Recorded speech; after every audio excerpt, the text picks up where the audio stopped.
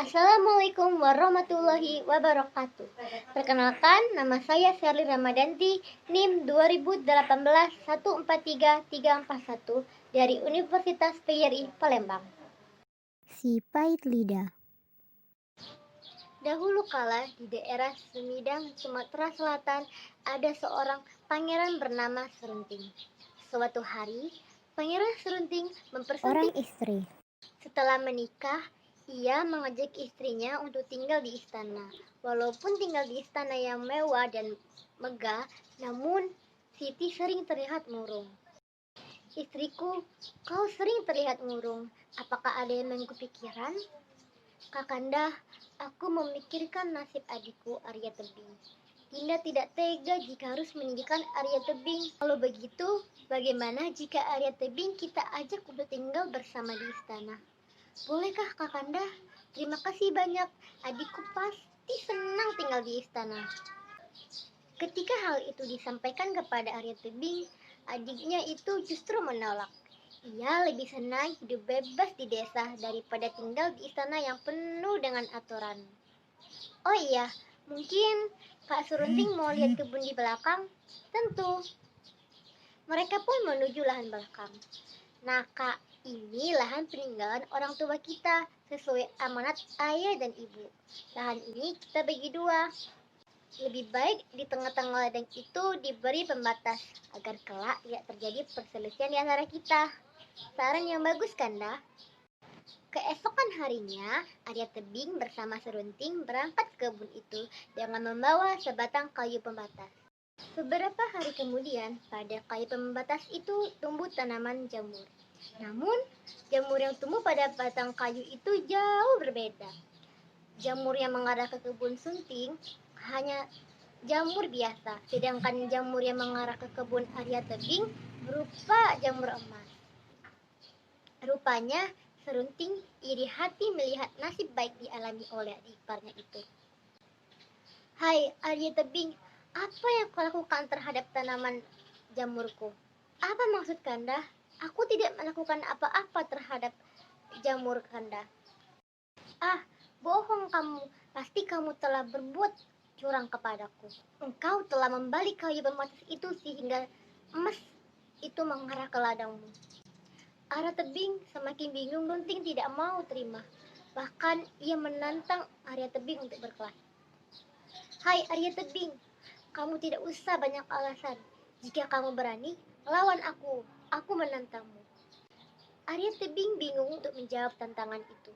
Ia menyadari bahwa dirinya akan kalah menghadapi kakak iparnya yang sakti. Baiklah Kanda, aku akan terima tantangan Kanda. Tapi berilah aku waktu 2 hari untuk berpikir. Baik, kalau itu maumu. Jika perlu, latihlah kemampuanmu sebelum waktu itu tiba. Sejak itu, Arya Tebing pun sulit memejamkan matanya. Ia bingung mencari cara agar bisa mengalahkan Pangeran Serunting. Aha, aku tahu cara sekarang. Kak Siti pasti tahu kelemahan Pangeran Serunting. Akhirnya, Arya Tebing menemui kakaknya secara sembunyi-sembunyi. Ia kemudian meminta kepada kakaknya agar mau memberitahu kelemahan Pangeran Serunting. Kak Siti, tolong kasih tahu aku mengenai kelemahan Pangeran Serunting. Kalau tidak, ia pasti akan membunuhku. Siti tidak menjawab. Hatinya sedang bingung. Ia tidak ingin meninggal, tapi ia pun tidak mau mengkhianati suaminya. Baiklah dik, aku akan memberitahukannya. Tapi kamu harus berjanji untuk tidak membunuhnya. Baik, aku janji. Aku tidak akan membunuhnya. Pada hari yang telah ditentukan, Pangeran Serunting dan Arya Tebing pergi ke sebuah padang. Setiba di sana, pertarungan pun dimulai. Baru saja pertarungan itu dimulai, Arya Tebing sudah mulai terdesak oleh serangan-serangan kakak iparnya. Hal itu menunjukkan bahwa betapa besarnya kesaktian Pangeran Runting. Pada saat yang tepat, ia segera menombak ilalang yang bergetar di pedang itu. Seketika itu pula sang pangeran jatuh tertungkur ke tanah dengan keadaan luka parah. Merasa dihianati oleh istrinya, Pangeran Serunting pergi meninggalkan kampung halamannya menuju ke Gunung Siguntang untuk bertapa. Setiba di sana, tiba-tiba ia mendengar suara gaib dari Sang Hyang Mahameru.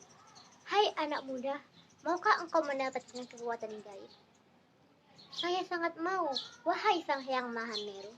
"Baiklah, tapi ada syaratnya, yaitu engkau harus bertapa di bawah pohon bambu hingga daun bambu itu menutupi seluruh tubuhmu." Tanpa berpikir panjang, Pangeran Surting segera menyanggupi persyaratan itu. Setelah itu, ia langsung mulai tapanya dengan penuh konsentrasi.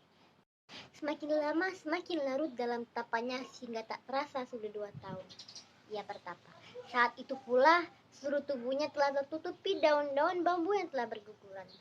Sesuai dengan janjinya, Sang Hyang Mahameru kembali datangi Pangeran Serunting. "Wahai anak muda, karena engkau telah berhasil melaksanakan syarat itu dengan baik, maka kini saatnya aku menurunkan ilmu kesaktian kepadamu." "Kesaktian apakah itu, wahai Sang Hyang Mahameru?" "Apapun yang engkau ucapkan akan berubah menjadi kutukan." Dengan perasaan gembira, Pangeran Serunting segera pulang ke kampung asalnya. Dalam perjalanan pulang, saat menjumpai hamparan pohon tebu di tepi danau, ia berkata, "Jadilah batu, wahai pohon tebu." Berkat kesaktian lidahnya, hamparan pohon tebu itu langsung berubah menjadi batu. Oleh karena itulah, Pangeran Serunting dijuluki si pahit lidah karena kesaktian lidahnya itu. Si pahit lidah mendapati sebuah bukit yang gersang dan tandus bernama Bukit Terus. Ia kemudian mengubah bukit gersang itu menjadi hutan belantara. Ketika tiba di suatu desa, si pahit lidah memenuhi keinginan sepasang suami istri yang sudah tua untuk memiliki anak. Dengan kesaktian lidahnya, ia mengubah sehelai rambut milik si nenek menjadi seorang bayi laki-laki. Selama perjalanan menuju Semidang, si pahit lidah terus belajar berbuat baik kepada sesama makhluk hidup. Tiba di kampung halamannya, rasa dendamnya kepada Arya Tebu pun hilang, sudah seiring dengan perbuatan baiknya di sepanjang perjalanan. Ia pun meminta maaf kepada adik iparnya itu dan meminta maaf kepada istri tercintanya. Pesan moral dari cerita si lidah pahit. Jika mempunyai kelebihan, gunakanlah secara bijak untuk menolong sesama dan jangan menjadi sombong karena kelebihan tersebut. Baiklah, sekian penjelasan saya hari ini. Saya ucapkan wassalamualaikum warahmatullahi wabarakatuh.